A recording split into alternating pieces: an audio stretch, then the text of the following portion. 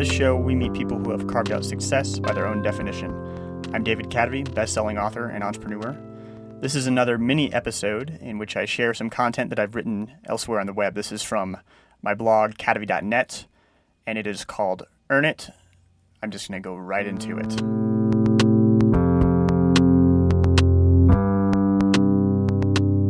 This episode is brought to you by Treehouse.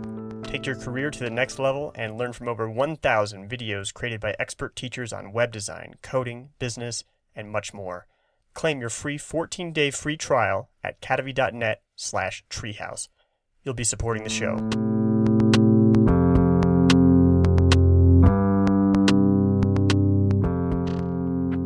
It was a demoralizing feeling staring down at my paycheck. It was a lot of money. I thought about when I was a kid, the first time learning what my father's yearly salary was. At this pace, I'd make that in less than 3 months. I thought about my job just 2 years prior.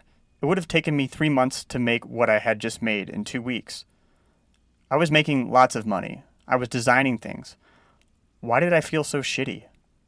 I thought about what I had been working on in the previous 2 weeks. What was this paycheck made of? I had designed some buttons, written some code, designed some other stuff. I had sat in on some meetings. I had definitely been, quote-unquote, working the whole time. Quite hard, in fact. But where did that work go? The objectives of the company were unclear. The metrics were inconsistent. What were we really producing? I thought about where the money in the paycheck came from. The CEO going around talking to people with money. Then they'd write some check, kiss the money goodbye, but hope they'd make some more money. My job was a dream job on the surface, making lots of money, doing work I loved, a kitchen stocked with all sorts of organic goodies, massages for employees, lavish parties, and fun times. The product manager once spent an entire afternoon potting plants. But I still felt like a shell. I tried to crunch the numbers in the little calculator in my brain. Well, that button will do this, and that's X dollars, and also this intangible thingy, and no, well, that code actually won't be used.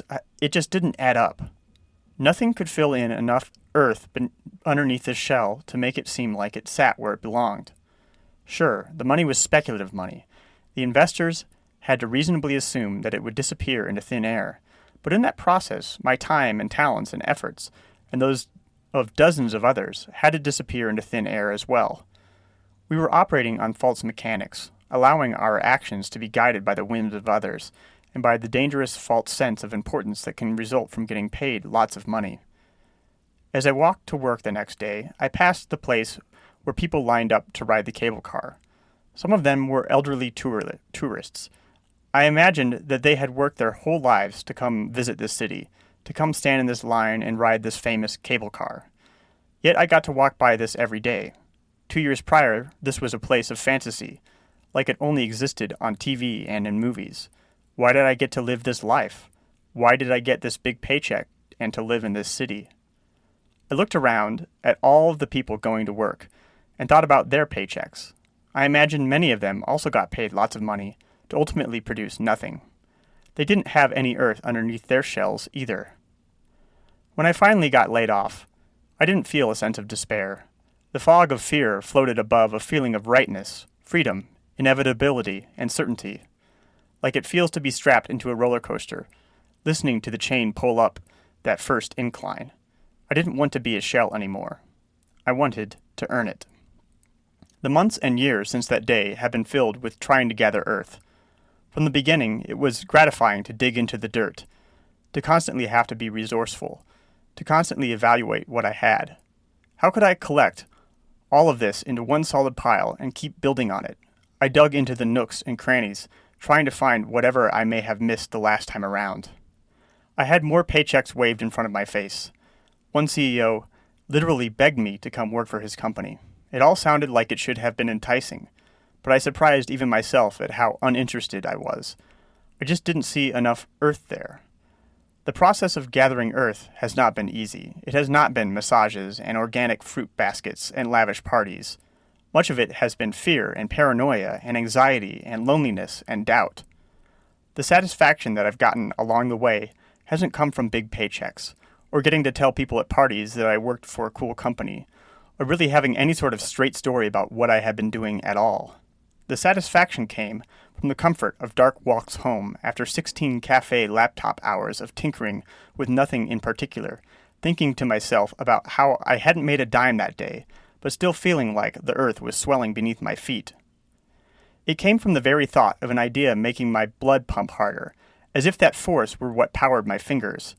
It came from the repeated realization that the way I had imagined things would be wasn't how they were going to be. It came from the constant knowledge that I had a lot left to learn. It manifested itself in the form of a smile that came from within and shaped my lips without their conscious will. When the paychecks did return, tiny as they were, the satisfaction came from thinking about where they came from, the things I had learned in order to make things, the things I had made, the things that those things I made did, the things I had learned making those things, and the things I had yet to make. This isn't a story about how money is the root of all evil. I couldn't be convinced of that. This isn't to romanticize the path of the starving artist, as if money doesn't matter at all.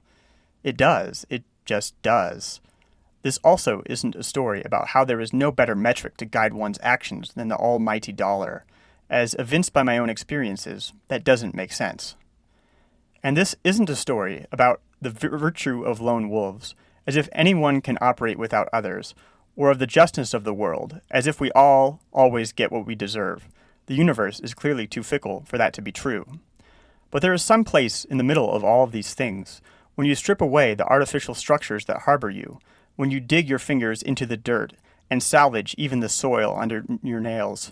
When you do that every day, when that becomes your way of life, eventually you'll have a mound, then a hill, then a mountain that no shell can contain. And it will feel right, because maybe you might be able to say, perhaps, you've earned it.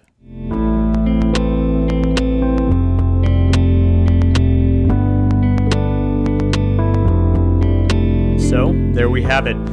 Before I go, I gotta ask, do you like books? If you do, I'd love to send you my book recommendations. About 90% of them will be nonfiction on subjects spanning from biographies to neuroscience. Just go to cadavy.net/reading, sign up, and you'll get my first set of recommendations right away.